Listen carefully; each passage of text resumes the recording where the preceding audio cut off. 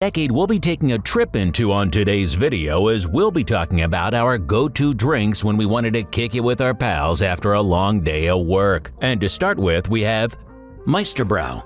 Today we see a lot of beers with fewer calories called light beers, but did you know that they've been around since the 1960s? Back in 1967, there was a clever biochemist named Dr. Joseph L. Owades who worked for Rheingold Brewing Company. He came up with a way to make beer with less starch, which meant it had fewer calories and carbs, but still kept the alcohol and flavor we love. You see, back then, people were becoming more interested in products with fewer calories, like diet sodas, and Meisterbräu Light was right in line with that. They even tried making other healthy foods to go with it in a line called Light Food Products, but sadly, they were a bit too ambitious and it didn't work out. The whole brewery had to close down, but don't worry, there's more to the story. In 1972, the Miller Brewing Company came along and bought the recipe for Meisterbräu Light. They spent a lot of time tweaking and improving it, and then they introduced it with a brand new name, Miller Lite. And that's how we got the light beer we know today. Olympia beer. In the United States, people have always loved light, smooth, and easy drinking lager-type beers. But what's interesting is that different parts of the country had their own favorite beers. In places like Washington State and nearby areas, there was a beer called Olympia beer that was really popular for most of the 20th century. A man named Leopold Friedrich Schmidt, who came all the way from Germany, started a brewery in 1896 in Tumwater, Washington, which is close to the state capital, Olympia. They were famous by saying, "It's the water," in their advertising, and that meant they used very special, carefully treated water to make their flagship beer taste just right. They kept making beer in Tumwater all the way until 2003, when the Pabst Brewing Company took over Olympia beer and moved its production to California. But here's the sad part. In January 2021, Pabst Brewing Company decided to stop making Olympia beer altogether. So even though it was a big favorite for a long time, it's no longer around. Times change, and so do the beers we love. Peter's Wicked Ale. Oh, let me tell you about something special called craft beer. These are the beers made by small local companies with lots of love and care, and they don't make as much as the big companies. Craft beers come in all sorts of flavors, and they can be pretty strong in alcohol content. Back in the late 1980s and early 1990s, this whole craft beer thing really took off thanks to beers like Pete's Wicked Ale. Now, Pete Schlossberg, who lived in Norwich, Connecticut, was a pioneer in the craft beer world. He used to make wine at home, but in 1979 he decided to switch to making beer because it was quicker. It took him 7 years of perfecting his craft, but in the end he introduced the world to Pete's Wicked Ale. This beer was thick, strong, and full of flavor, and it was actually the very first American brown ale in history. It was quite different from the light American-style lagers like Miller Lite and Budweiser. After a while, Pete decided to sell his beer company to the Gambrinus Company in 1998, but here's the twist. Just 2 years later, they decided to change the taste of Pete's Wicked Ale to make it lighter, and in 2011, they sent a letter to the people who sell their beer saying they wouldn't make Pete's Wicked Ale anymore because not many people were buying it. So that's how a really influential beer said its final goodbye. Times change, and so do the flavors people love. Bud Dry. During the late 80s in Japan, something called dry beer became incredibly popular. Brands like Asahi Dry were made a bit like how they would make dry wines. You know how yeast helps turn sugars and starches into alcohol when making beer, right? Well, in dry beers, they use a lot of extra yeast, so it eats up almost all the sugars. This makes the beer not taste sweet at all and leaves hardly any aftertaste on your tongue. Now in 1989, a big American beer company called Anheuser-Busch introduced their own dry beer called Bud Dry. It was like a cousin to their Budweiser and Bud Light beers. Bud Dry had a few more calories than Bud Light, but still had a pretty high alcohol content like Budweiser. They really tried to make Bud Dry famous with lots of funny commercials on TV. These commercials showed people drinking the beer and asking strange questions like puzzles with no answers. It led to a slogan, "Why ask why? Try Bud Dry." People were curious, so Bud Dry sold pretty well for a while, even though the ads didn't really explain what made it so different.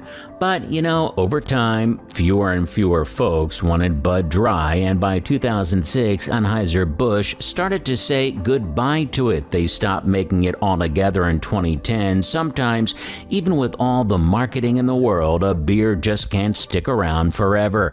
Times change, and so do the beers we enjoy.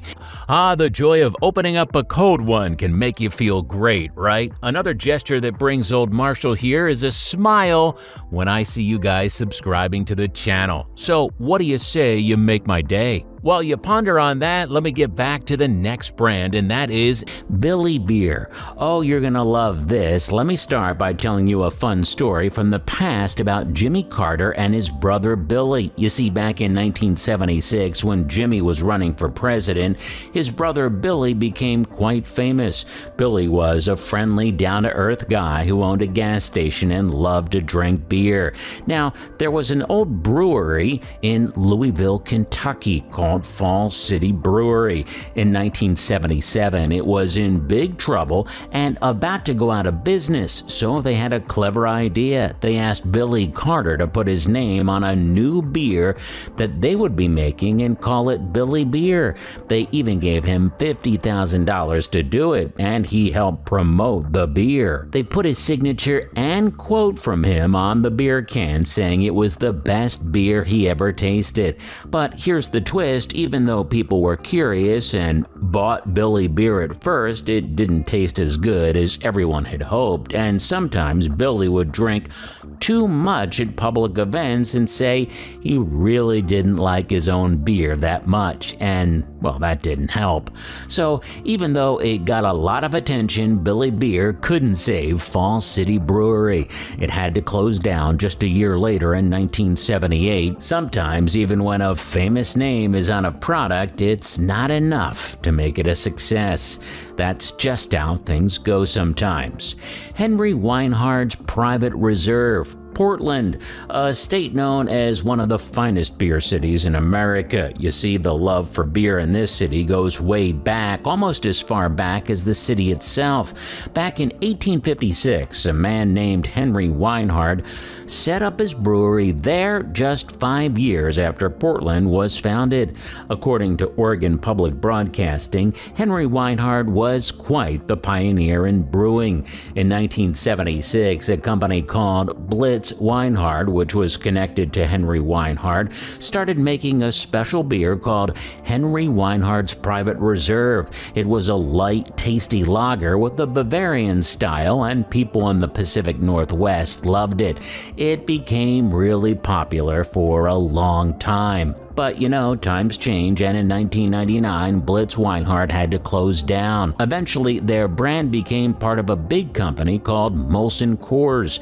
Then in August 2021, Molson Coors decided to stop making some of their beers because they wanted to focus on fancier beers and hard seltzers. Sadly, one of the beers they chose to stop making was Henry Weinhard's Private Reserve. So even though it had been a beloved beer for many years, it's not around anymore. Sometimes companies have to make tough decisions about what they want to keep making. That's just how things go in the world of beer.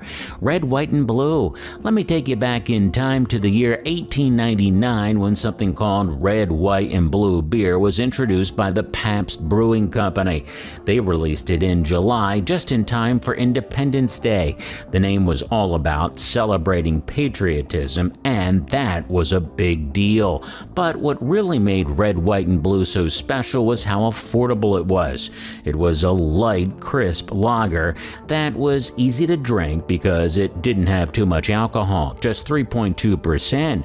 You could even get a six-pack for as little as 89 cents back in the 1970s. It was so cheap that a bar in Milwaukee called the Avalanche used it for a fun thing called a naked beer slide in the 1980s. Can you imagine that? However, as the years went by, Red, White, and Blue kind of faded away and Pabst stopped making it in the big quantities.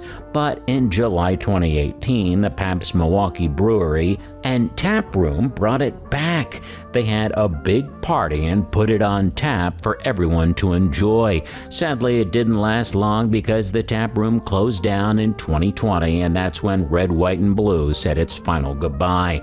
Sometimes old beer brands come back for a little while and then they disappear again just as quickly. That's how the story goes in the world of beer. Kruger's. Nowadays, we take it for granted that we can find beer in cans everywhere, but a long time ago, someone had to come up with the idea, and that someone was the Gottfried Kruger Brewing Company. Back in the day, in 1909, the American Can Company tried to put beer in cans, but they had a problem. The cans couldn't handle the pressure from the carbonation, and they kept exploding. It took them until 1933 to figure out a way to make that can work. Finally, they had a working model, and they showed it to Kruger, an old brewery that had been around for nearly a century. In 1935, Kruger did something amazing. They put two of their beers, Kruger's Cream Ale and Kruger's Finest Beer, into those new cans and started selling them in Richmond, Virginia. People loved it. Within just a few months, Kruger was canning 180,000 beers every single day. By the end of 1935, 37 more breweries decided to use cans too. But even though they made history and were really innovative, Kruger didn't last forever. By 1961, the company was having a tough time, and another beer maker called Narragansett took over.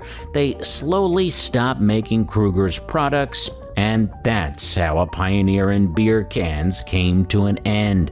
Sometimes even the most creative ideas can't keep a company going forever. That's just how the business world works. Hop and Gator. Now, this is a quirky one. You might think the name sounds like an alligator leaping through the air, but it actually tells you exactly what's in the drink. You see, hop in the name refers to the hops, those special plants that give beer its unique bitter taste and flavor. And Gator comes from Gatorade. The clever mind behind Gatorade, a man named Robert Cade, also came up with Hop and Gator. They started making it in 1969, and it was distributed through the Pittsburgh Brewing Company. What's really interesting, though, is how they described Hop and Gator. On the one hand, they called it a beer, and the cans even said lemon lime lager. But on the other hand, they said it was a new alcoholic beverage, which made it a bit confusing for folks. Now, the most notable thing about Hop and Gator was its strength. It had 25% more alcohol than the average beer back then. But even with that extra kick, people didn't really go for it. There were some business problems, and they even tried calling it a malt beverage, but that didn't help. Pittsburgh Brewing had to stop making Hop and Gator in 1975. Sometimes, even when you mix two things, it doesn't always work out as planned. That's just how it goes in the world of drinks. Miller Clear. Going back to the early 1990s when something unusual was happening in the world of drinks, you see, back then, some companies wanted to make clear beverages really popular. They thought that clear meant pure and good, so they tried making clear versions of everything from soft drinks like Crystal Pepsi and Tab Clear to alcohol like Zima. Now, in 1993, the Miller Brewing Company decided to join in on this trend and introduce something called Miller Clear. They said it was because people wanted a beer with lots of flavor but not too heavy. Miller Clear had 122 calories in each serving, which was between regular beer and light beer. But you know what? Miller had a tough time getting people to like Miller Clear. So, you see, when it comes to beer, the more golden it looks, the more people usually think it tastes good. Plus, they used an unusual process to make Miller Clear. They used activated charcoal to take away the color and a lot of the taste from the beer, which was kind of odd. Just like all those other clear drinks, Miller Clear didn't stick around for long. By the mid-1990s, it had pretty much disappeared from the market. Sometimes, even when you try to do something different with drinks, it doesn't always work out. That's just how it goes in the world of beverages.